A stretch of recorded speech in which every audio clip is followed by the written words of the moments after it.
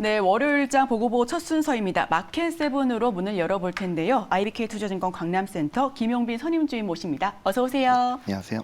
네, 안녕하십니까. 자, 김용빈 선임주임과 함께하는 마켓세븐 주제 첫 번째 키워드 살펴보시죠. 네, 대형주의 배신으로 첫 번째 키워드를 준비했습니다. 10년 이상 보유하지 않으려면 단 10분도 보유하지 마라. 이 가치 투자와 장기 투자를 중요시하는 워렌 버핏의 명언인데 하지만 요새 주가 하락률이 너무 커서 이렇게 단기 트레이딩 위주로 좀 접근하시는 분들도 굉장히 많으신데요. 현재 장기간 주가가 역주행 중인 시가총액 상위 종목들 이유가 뭔지 한번 말씀해 주시죠. 최근에는 일단 시장 분위기도 한몫한다고 생각합니다. 최근에는 특히 인플레이션이 가속화되면서 이제 그 긴축 공포라든지 금리 인상이라든지 이런 이슈들이 갑자기 겹치게 되면서 지금 시장의 하락폭을 좀 특히 대형주 위주로 좀 주도를 하고 있는 느낌이 있는데요. 네, 그렇죠. 특히 지난 금요일 밤에 그 CPI 지수가 발표가 됐었죠. 특히 미국 소비자 물가 지수가 예상치를 훨씬 더 웃도는 상회를 하는 바람에 지금 최근에 그 50bp 인상에 대해서도 얘기가 나오고 있는데도 불구하고 75bp까지도 한 번에 인상을 할 수도 있겠다 이런 얘기가 나오고 있는 부분이거든요. 특히 분명히 파월이 5월달 인터뷰에서는 어떤 얘기를 했었냐면 이 5월달 인터뷰에서는 이 물가 피크에 대한 좀 확실한 자신감을 가지고 있다라고 했었는데도 불구하고 특히 이번 그 CPI 발표에 있어서 그 에너지 가격 급등은 생각을 하지 못했다는 부분이죠. 이 부분에 대해서 좀 에너지 상승이 주된 원인이 되었었고 CPI 지수도 이런 식으로 나왔으니 사실 대형주 위주에서 좀 안 좋았던 이런 분위기를 형성했다라고 생각하고 있고요. 그리고 아까 말씀해 주신 이 대형주들은 다 각각의 나름의 이유들을 가지고 있었습니다. 특히 이 10년 전으로 돌아봤을 때 이 종목별 어떤 개개별 이슈가 있었냐면 특히 이 10년 전으로 돌아갔을 때 2008년 그 글로벌 금융 위기 이후에 들어서 회복세에 들어서게 되면서 예를 들어서 뭐 인프라 투자라든지 대규모 인프라 투자를 하게 되면서 뭐 철강 쪽이라든지 이런 부분이 원활하게 살아났었던 부분이 있기 때문이죠. 그 부분에 있어서 실적 또한 이제 그 정점을 찍었었고 주가 또한 정점을 찍게 되면서 사실 이 10년 전과 비교를 해봤을 때 이런 부분에서도 낙폭이 심하지 않았었나라고 생각을 하고 있습니다. 네, 정점을 찍었던 대형주 계속해서 또 낙폭이 커져가는 문제가 크죠. 또 최근 러우 전쟁, 또 스태그플레이션 우려로 갈수록 이런 증시 하방 압력이 심해지는 가운데 지난 10년간 주식시장을 이끌었던 기술주의 시대가 끝났다라는 말이 있습니다. 현재 국내 기술주 투자 비중을 축소해야 하는 건지 또 지난밤 반도체가 3% 넘는 급락세를 연출하지 않았습니까? 우리 기술주 투자 비중을 조금 더 축소해야 하는 건지 진단 부탁드릴게요. 이 기술주와 성장주를 얘기하는 데 있어서 조금 애매한 부분은 있습니다. 사실 어떤 부분을 기술주로 놓고 봐야 되는지 어떤 부분을 이제 그 가치주로 놓고 봐야 되는지 이런 부분은 좀 애매한 부분인데요. 특히 이 코스닥 쪽에서만 좀 포커스 있게 좀 보자면은 특히 BBIG라 표현되는 배터리 바이오, 뭐 IT 게임을 봤을 때요. 특히 이 배터리 관련 업종은 그렇게 낙폭이 크지 않았다라고 생각을 할 수 있습니다. 왜냐하면 그 지수 하락이 거의 20% 고점 대비 20% 이상씩 이렇게 내려앉았음에도 불구하고 사실 이 배터리 양극 잡체, 뭐 에코프로비엠이라든지 LNF 같은 종목들은 오히려 좀 상승세를 보여주고 있는 모습도 있기 때문에 이 기술주 내에서도 좀 희비가 갈린다라고 생각을 해보시면 될 것 같고요. 그러면은 좀 이제 디테일하게 말씀드리면은 특히 코스닥에서 지금 1위 5위까지 내에서 보면은 1위와 3위가 지금 배터리 양극재 업체라는 거고요.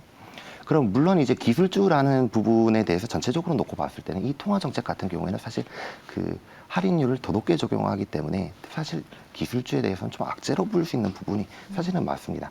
하지만 지금 예를 들어서 비중을 축소해야 될지라는 고민을 해야 되기에는 조금 아직 늦었다라는 생각을 할 수 있겠고요.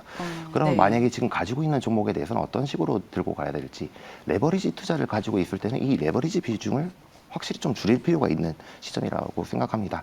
물론 이제 그 나머지 그 들고 있는 기존 현금 보유 비중에 대해서는 오히려 이 그 반등폭을 좀 노려볼 만하다라고 할 수 있겠습니다. 네, 반등폭을 노려볼 만하다라는 말씀까지 해주셨고요. 물론 기술주, 가치주 이렇게 나누는 게 좀 애매하다라는 말씀을 해주셨지만 그래도 가치주로 손꼽히는 그런 섹터들은 높은 수익률을 비교적 나타내고 있습니다. 이런 상황에서 가치주로 모아가도 좋을 섹터는 어떤 부분을 좀 눈여겨보면 좋을까요? 그럼 최근에 좀 올랐던 가치주에 대해서도 먼저 좀 정리를 해드릴게요. 최근에는 인플레이션으로 인해서 많이 오른 가치주들이 많습니다. 특히 이 에너지와 음식료 쪽에 그쵸. 많이 포커스가 돼 있다라고 할 수 있겠고요. 특히 지금 에너지 같은 경우에는 우크라이나 전쟁으로 인한 이슈고 음식료 또한 이제 그 곡물가 우크라 테마로 인해서 계속해서 우크라 상승했죠. 상승으로 인해서 다 같이 이제 같은 좀 상승을 불러왔다라고 볼 수 있겠는데요. 근데 이 기존에 이때까지 자랐던 에너지와 고물가 관련주들이 계속적으로 잘 갈 것이냐에 대한 부분은 조금은 의문이 있습니다. 특히 이번에 이 CPI를 발표하게 되면서 파월이 이번 유가를 낮추기 위해서 사우디를 좀 방문할 수도 있겠다라는 얘기가 들려오고 있기 때문에 이 부분에 대해서는 조금 지켜놓고 봐야 될 부분인 것 같고요.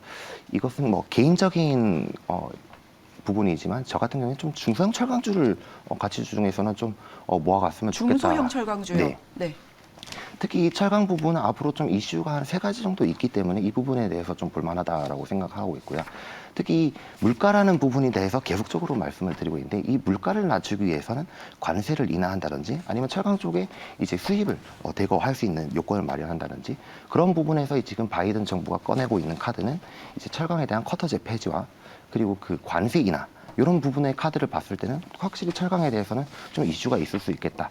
또한 중국에서는 지금 아직 뭐 물론 다시 재봉쇄가 됐지만은 봉쇄 완화가 됐을 때는 중국에서 앞으로 기대하고 있는 중국 인프라 투자가 대거 들어가게 된다면 이쪽 철강에서 다 같이 맞물릴 수 있는 조건은 중소형 철강주다라고 할 수 있겠습니다. 네, 중소형 철강주까지 뽑아주셨습니다. 쿼터제 폐지에 대한 그런 뭐 가능성이 있기 때문에 이 부분 눈여겨봐도 좋을 것 같고요. 저희 그럼 바로 다음 키워드 준비해 볼게요. 다음 키워드 보여주시죠. 네, 스마트카 지난주 굉장히 크게 올랐었죠. 서울시와 국토교통부, 현대차가 함께 선보였고요. 강남 자율주행 택시 로보라이드가 이렇게 또 첫 번째 주행을 안정적으로 마쳤다라고 합니다. 자율주행 상용화 기대감에 대해서 또 많이들 궁금해하시고 관련주도 급등했는데 여기서 핵심 수혜주가 있다면 어떤 종목일까요?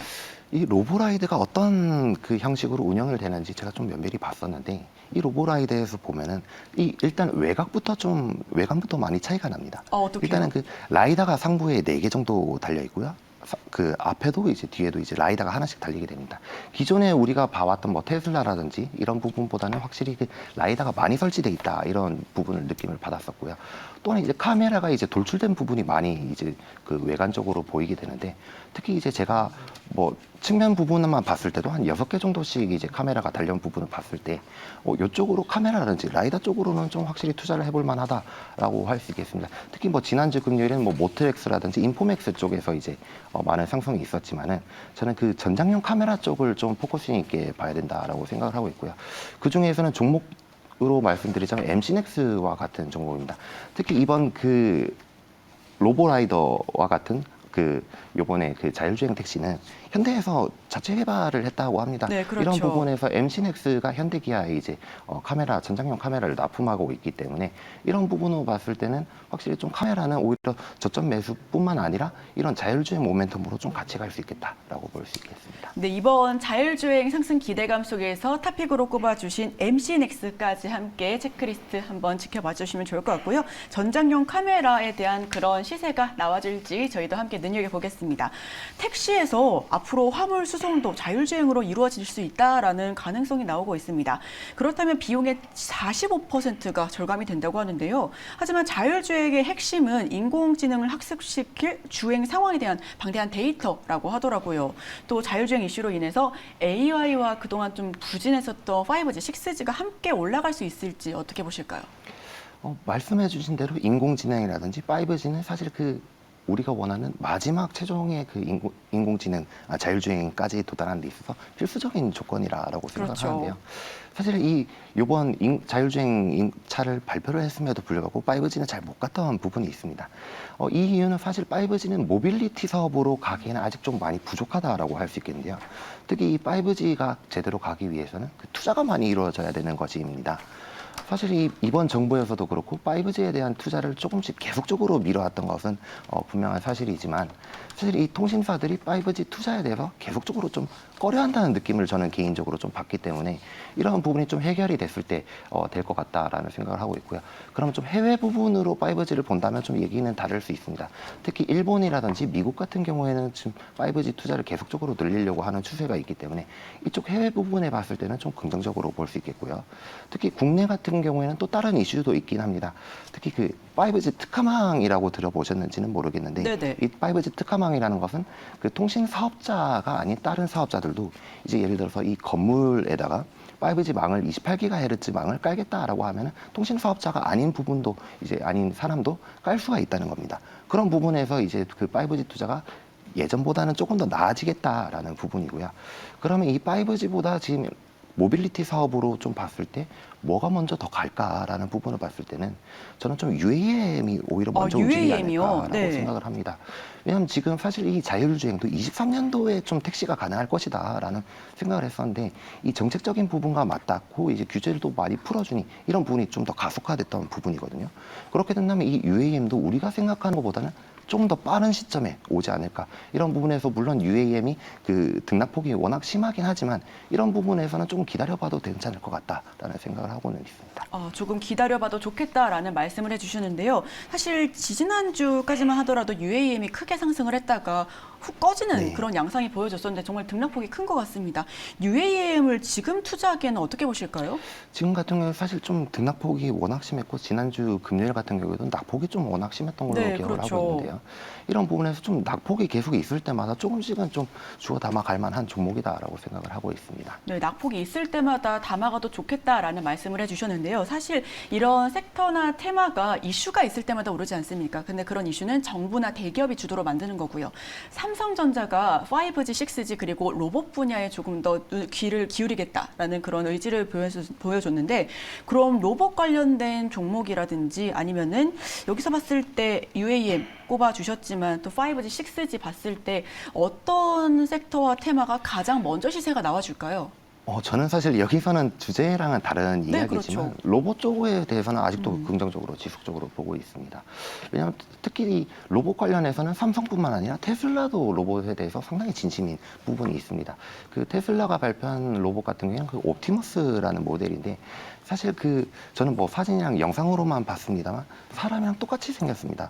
물론 그 관절도 엄청나게 많이 있고요. 그런 부분에서 이 지난번에도 계속적으로 찝어드렸던 종목이긴 하지만 SPG라는 종목인데요. 네네. 네, SPG라는 종목은 이제 그 관절 부분에 대해서 이제 그 감속기 역할을 하는 부분인데 이 로봇이 단가가 높아지거나 아니면 관절이 많이 들어가게 되면 이 로봇 감속기가 필요한 부분입니다. 그런 부분에서 이 SPG라는 부분은 로봇 시장이 확대될 때 같이 성장할 수밖에 없는 기업이기 때문에 이 부분에 대해서는 좀 지속적으로 보고 있는 종목입니다. 네, 저희가 AI와 또 5G, 6G를 봤는데 여기서 로봇 관련된 종목까지 이렇게 네. 또 말씀드리게 됐네요. SPG, 우리 시청자 여러분들께서도 확인해 보시면 좋겠습니다. 저희 마지막 키워드 열어보겠습니다. 마지막 키워드 보여주세요.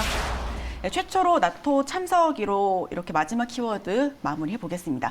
29일 스페인 마드리드에서 열리는 북대서양 조약기구 나토 정상회의에 참석한다라고 우리 윤 대통령이 발표를 했는데요. 근데 이게 미국 유럽 중심의 집단 안보 체제라고 합니다. 이번이 처음으로 방문을 한다고 하는데 이 회담에서 어떠한 이야기가 이루어질까요?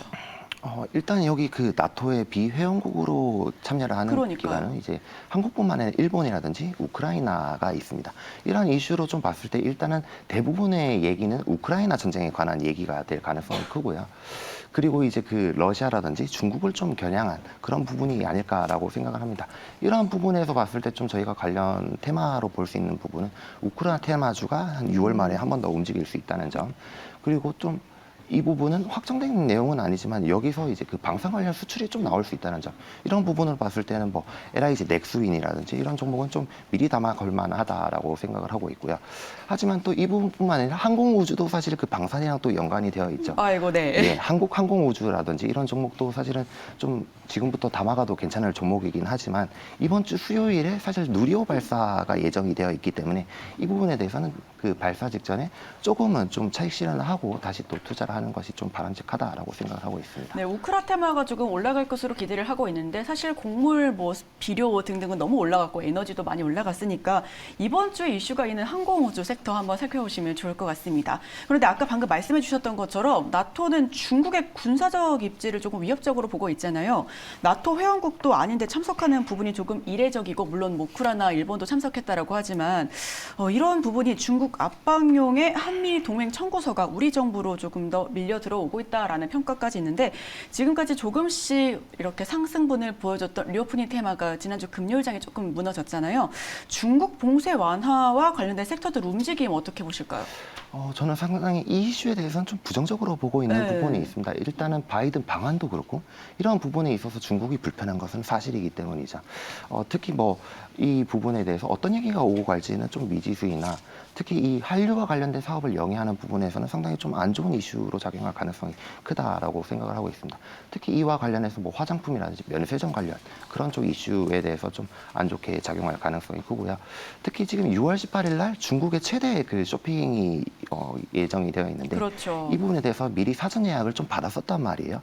그 사전 예약을 받았을 때 한국의 화장품 순위들을 이렇게 나열해 놓고 봤을 때 이전보다 훨씬 더 낮은 순위를 랭크를 하고 있다는 것입니다. 이런 부분이 물론 좀 반한 감정이 지금부터 이미 되어 있나라는 부분은 좀 미지수이나 이런 부분이 화장품에는 좀 확실히 영향을 끼치는 듯하다라고 볼 수 있겠습니다. 네, 아무리 봐도 악영향이 미쳐지고 있는 것은 확실한 사실인 것 같습니다. 우리도 이번 주 내내 확실하게 이런 부분들 또 체크업해 볼 테니까요. 우리 여러분들께서도 이 부분 함께 생각해 보시면 좋겠습니다. 지금까지 우리 마켓세븐 IBK 투자증권 강남센터 김용빈 선임지인과 함께했습니다. 오늘 말씀 고맙습니다.